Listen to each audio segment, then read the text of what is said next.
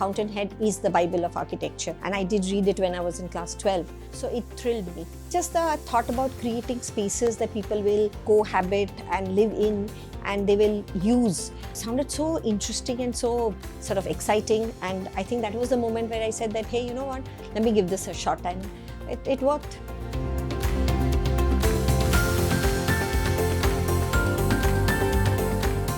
Architecture is actually the right mix between art and science. For every project to be successful, you have to use both your hemispheres to be synced together.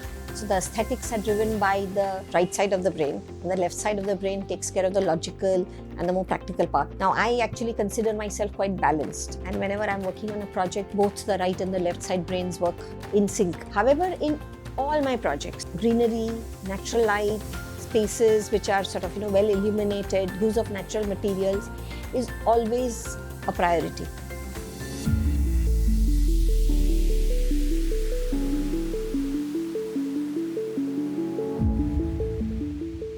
Our projects are basically client-centric, and each project is built around the story of what the client wants. So there was this old bungalow which is almost about 80 years old, which was given to us as a project. The brief was very clear and very simple, that we want that bungalow, we want to retain the character of that bungalow, but we want to make it of contemporary use. So we had to actually do a lot of remodeling internally, while we kept the external surface and external character of the bungalow the way it is. So we created it in such a way that the elevator was camouflaged with a lot of landscape elements, plants and all. We retained the old character, even internally and externally, but bringing in all the modern technology that is required.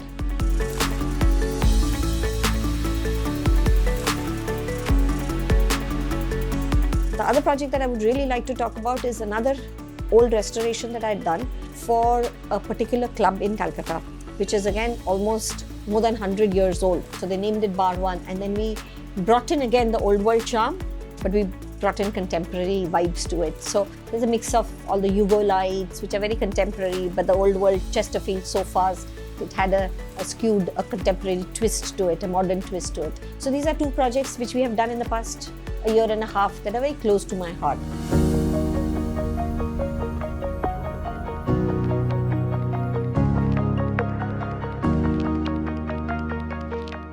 AI is the technology of the future, and I don't think the world can survive without AI today. However, if AI starts replacing creativity, then I think we are headed into a very wrong direction. AI should be used as a tool to help creativity. The human mind is always going to be far more creative than the computer is. And we want AI to be working hand in hand with our images and with our vision, but not replacing our vision.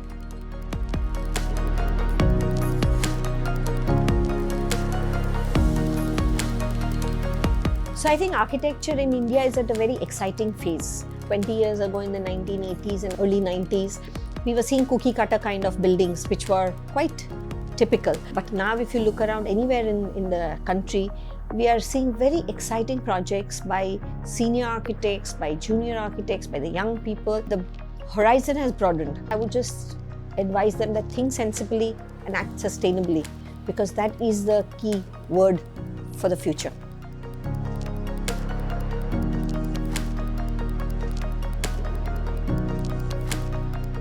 So I think this is a very unusual and an exciting project which has been collaborated between Kohler and Forbes India, and I'm very privileged to be a part of it. I'm very happy that they have decided to do a project like this, which helps us as architects and designers to bring our views across to many more people. And I'm very happy and thankful to them